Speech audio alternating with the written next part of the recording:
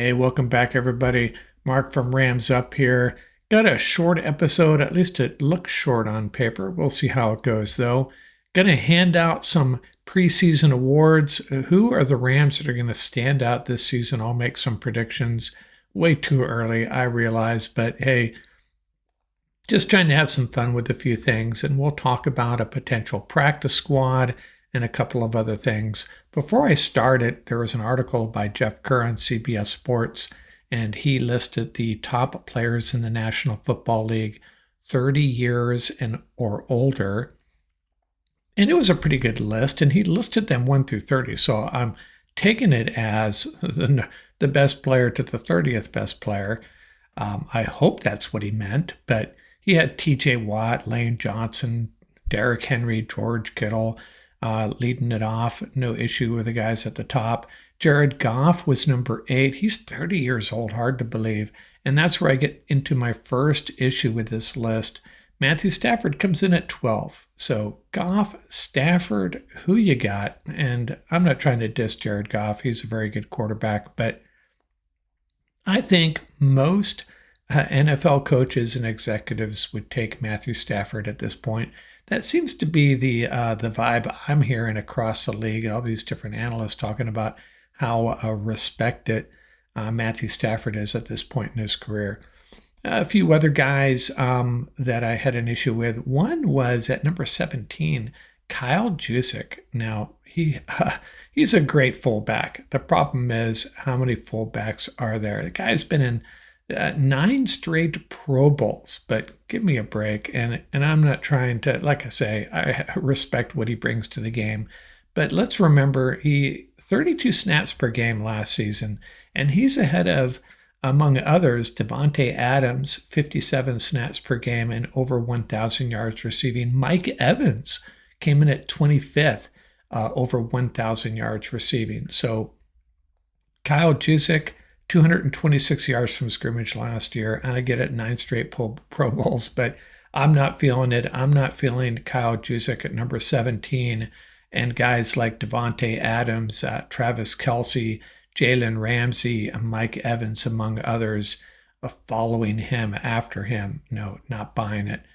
And where's Rob Havenstein on this list? This guy gets no respect. I could see him popping up at number 25 through 30 here, but not happening. One of the least appreciated players in the National Football League. He's just really solid or really good and generally available, but not getting a lot of love. And he has locked down that right tackle position for the Rams for a long, long time. So shout out to Rob Havenstein. You may not be on this list, but you're on our list as a top 30 and over player. Let's get into this episode now. Episode 784, and I've already talked about 2 number 84s, 2 wide receivers, Jack Snow and Aaron Cox. And I'm going to talk about another 84. And number 83, I talked about 783. I talked about number 83, Kevin Curtis, and I identified him as a player who did not, no fault of his own, never lived up to his potential. I think it was just a bad set of circumstances when he found himself on the Rams, and just so much potential, a really good receiver. And again, I'm not trying to knock Kevin Curtis. I love the guy. I think it was just not the ideal circumstances. Bad timing for Kevin Curtis. If he had been on the 1999 Rams, he might have pushed Hakeem for that number 3 spot. But there's another guy, similar circumstances, and that is number 84, tight end Troy Drayton. Remember him? I mean, we were so excited when the Rams drafted him out of Penn State. That was in 1993, the 39th overall pick in the second round. Played with the Rams for 4 years, 108 catches, 1,065 yards, 14 TDs. And another guy that we just didn't get we didn't squeeze all the talent out of this guy. And again, it wasn't Troy Drayton's fault. I mean, he was playing for Chuck Knox and then Rich Brooks, the head coaches there. Chuck Knox is not a great coach to be playing for if if your game is suited to receiving out of the tight end position. And then his quarterbacks in this time with the Rams, Chris Miller and Tony Banks. So you get the idea there. He was a very talented guy, and he went on to the Dolphins. The Dolphins traded draft bust Billy Milner to the Rams for Drayton, and Drayton became a fan favorite in Miami. Posted 1,511 yards and 8 TDs in his years with the Dolphins, and Milner was long gone by them. Then not a great trade for the Rams.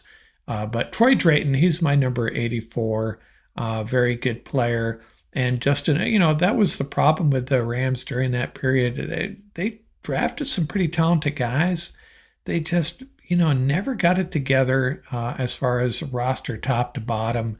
And these guys like Kevin Curtis and Troy Drayton moved on and were more productive elsewhere, unfortunately. Now, I posted my last episode. I took my final hack at what the roster might look like, the Rams 53-man roster, and tried to, what I did was I identified 44 guys that I think will be on this roster. I'm probably going to miss on a few, and then who's battling for those last 9 spots. And someone said, hey, let's talk about the practice squad. Really difficult to do with when we don't know the roster and we haven't seen any preseason games, and we're not into camp yet. But I thought it might be a good idea to look at last year's practice squad and what it looked like. And I got 2 pages here.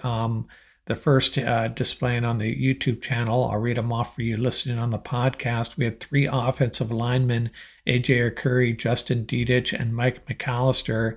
Curry and Dedich could end up on this roster once again, on this practice squad once again. McAllister long gone, but I think Dedich has a chance at making the 53-man roster. Maybe we'll see a guy like Dylan McMahon on here. I know we're all pulling for Willie Lampkin, but he could end up here, and he's a guy that could get scooped up by someone else, though. Then they had 2 tight ends, Nikola Kalinick and Miller Forrestall. And there is a tight end, a 5th tight end on the Rams roster. I don't have it in front of me, but I would suspect that there will be a 5th tight end on this practice squad. And then the wide receivers, 3 wide receivers: Xavier Smith, Drake Stoops, and Sam Wiglusz. I think we can count out Wiglusz, right? But Stoops is still around. Xavier Smith battling Britton Covey is the way I see it. Maybe I'm wrong there, but could see Smith and Stoops back on this practice squad. And then there's Zach Evans. And then on the defensive side, we had, and I'll get that tight end's name for you. I apologize.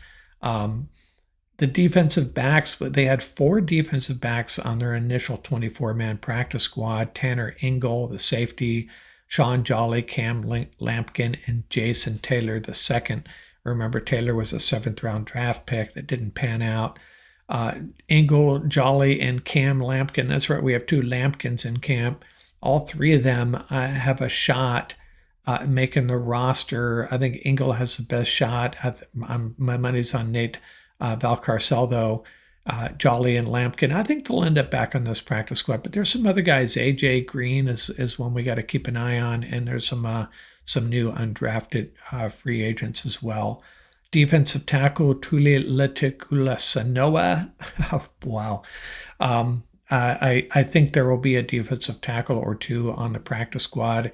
If Bill Norton or Dejon Terry don't make it, one or both of them could be on this practice squad.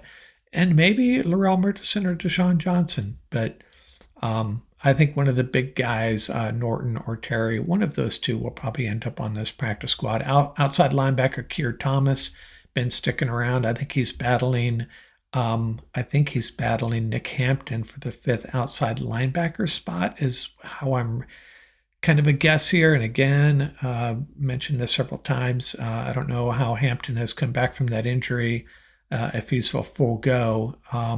That's the type of information we want our insiders to share with us. But Keir Thomas could end up back on this practice squad. And then Zach Van Valkenburg, he will no longer be a factor here. So just an idea what the practice squad might look like. And if I go back here, once again, I think there's 17 guys on this practice squad, the initial 2024. And I think you're going to see two or three offensive linemen. If they carry 10 offensive linemen, and don't poo-poo that idea, they very well could. Probably see 2 offensive linemen here. If they carry 9, there would probably be 3 on the practice squad. Going to see at least 1 tight end. They're going to carry 4, apparently, going 12 personnel more. The Rams are going to be more versatile on offense, so they might want to keep 1 or 2, at least 1, possibly 2 tight ends around. And then Xavier Smith fighting for his roster spot, and Drake Stoops. I don't think Drake Stoops has much of a shot at the roster, but the practice squad, absolutely.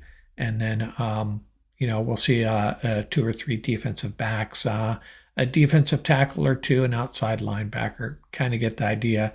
We'll get a better feel for this moving forward. There's a lot of 2025 undrafted free agents we just don't know enough about yet. At least I don't.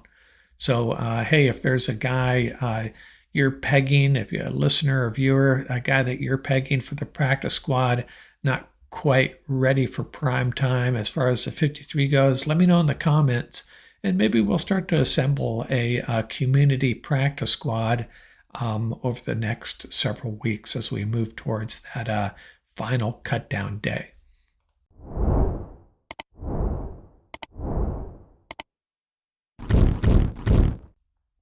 So, Brock Vieiraa has a lot of really good Rams content, and he did a review of the Rams draft picks, and man, he is stoked about these draft picks. I have it displayed here on the YouTube channel.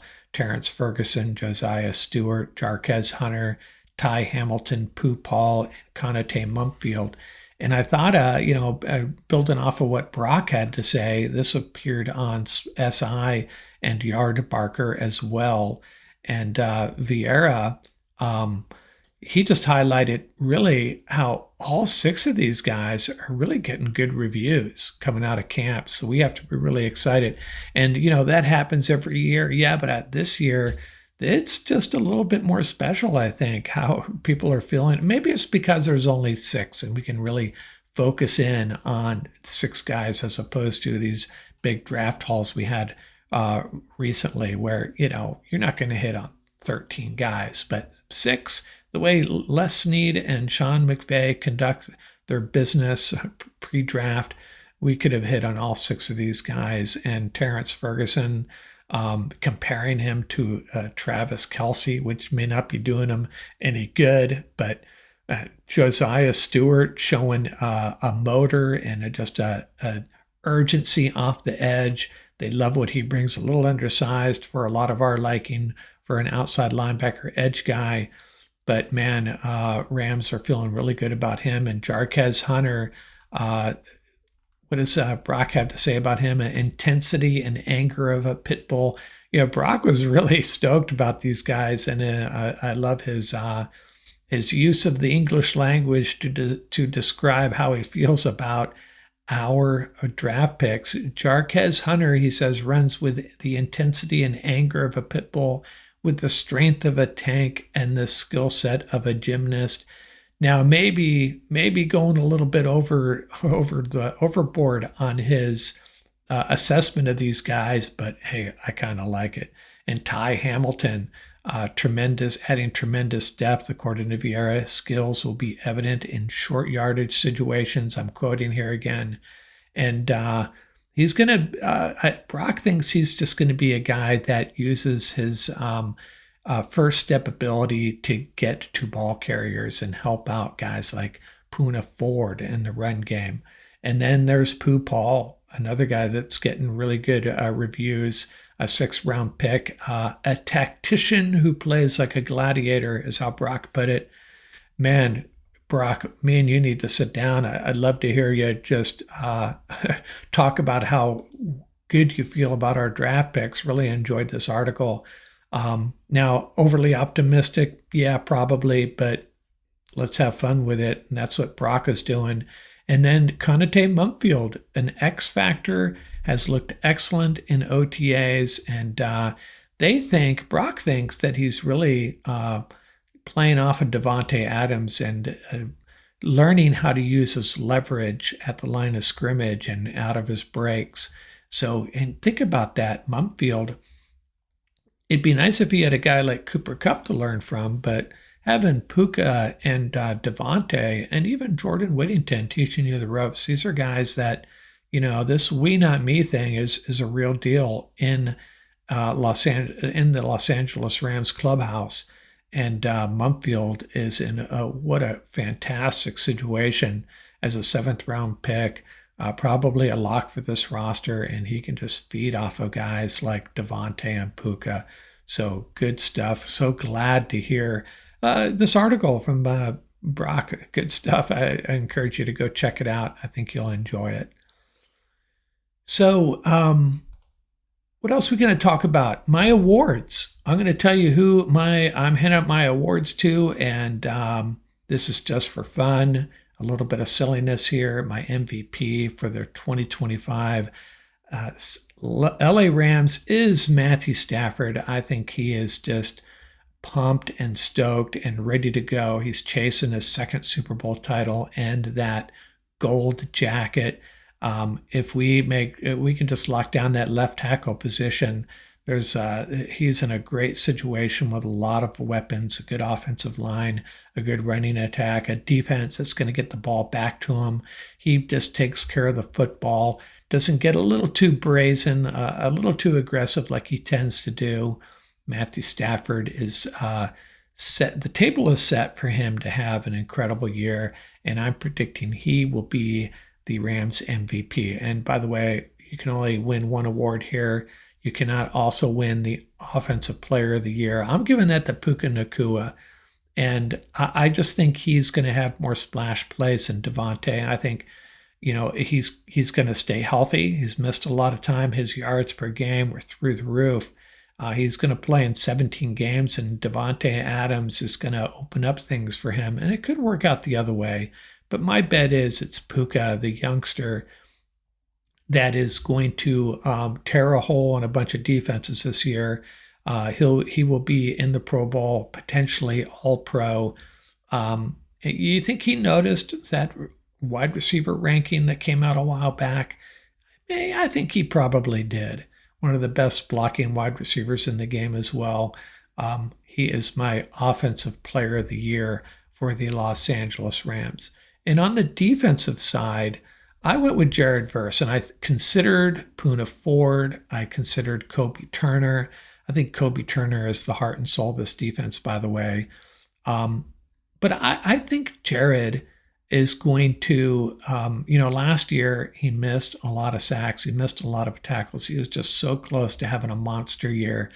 And I think he's gotten through that. And I think he is another guy that's just primed to just go off. He's just going to go off, and with a little bit of help on the interior, and Kobe Turner still there, Byron Young, I considered him as well. Byron Young, I think I think it's going to be either Byron Young or Jared Verse that goes off with a big sack total. I'm betting on Jared Verse though, so we'll see. He is maybe kind of obvious. But I did consider Turner, Ford, and Byron Young, but I'm going with Jared Verse. Now, a couple more awards here. My Offensive Rookie of the Year, is this too obvious? Terrence Ferguson. Who else could we consider here? Jarquez Hunter, maybe Mumfield, but I don't think he's going to get the snaps. And then there's some undrafted offensive lineman guys like Willie Lampkin. That would be something else. But I don't think he's going to get on the field unless someone gets hurt. As someone mentioned on the YouTube channel, asked the question, where does Willie Lampkin fit in? If he's going to be a starter, who's he beating out? And I don't think that's the case here. I don't think Willie Lampkin has any shot at breaking the starting lineup. But if he did, it would probably be at center. That said, he may get some snaps from the fullback position. Hopefully that just doesn't sound like crazy talk, but we just got done talking about Kyle Juszczyk, and maybe the fullback position is on the. There's a revival of sorts at that position. I'm not so sure that's the case, but I've read that elsewhere. That said, Terrence Ferguson is the guy that has the best shot at really lighting it up. And my prediction, as I stated before, don't expect it to happen week 1 or week 2, but by the end of this year, Terrence Ferguson will have made an impact. But don't discount the possibility. I remember opening day, Puka's rookie year. He goes running out there for the first snap on offense, and I was like, "What is he doing?" So someone needs to tell him. Someone needs to tell him to get off the field. And boy, were we wrong about that? And maybe that happens with Terrence Ferguson. If you hear McVay talk, you hear Brock Vieiraa right, it could happen really quickly for Terrence Ferguson. Now, the defensive rookie of the year gets a little bit dicier because I considered Josiah Stewart, but then, he's going to be a rotational guy. Is he going to get, how many opportunities is he going to get? He may, play ahead of Brennan Jackson, I suppose. And then there's Pooh Paul, but I think if Pooh Paul locks down a linebacker position, it's not a it's more of a subtle impact that linebackers make. I mean, for most fans, anyways. So I could see Pooh Paul emerging as the defensive rookie of the year. But who did I go with? I actually went with the guy Brock Vieiraa talked about as far as could end up being Poona Ford's wingman, and that's Ty Hamilton. I think he comes from a really solid program, Ohio State. Are you kidding me? And he was a part of a great defense and overshadowed by a lot of great players there. But Ty Hamilton has an opportunity to get into this rotation from day one and start making plays. And I think he has a good shot at doing that. The Rams like to rotate their defensive lineman. He may be a guy that maybe he's out there for first down situations only, run downs, or maybe not. Maybe Poona Ford's out there on first down and Ty comes in on a 2nd and 9, that type of situation. Be interesting to see how his usage develops, but I think he is going to have an opportunity to really impact this defense more so than Josiah Stewart and Pooh Paul.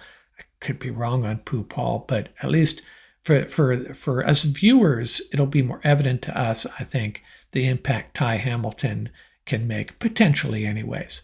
So that's my my award ceremony. Way too early award ceremony. Just trying to make some predictions here, have some fun with it. Let me know where I'm wrong. Let me know how you think the Rams will use Ty Hamilton and what down and distance situations him and Tyler Davis will be on the field. We may not know until opening day, but if you have some thoughts on that, share it in the comment section. And hope you enjoyed that. Ian and I will be back hopefully Wednesday night. Maybe get another episode in before then as well. Out here from Rams Up.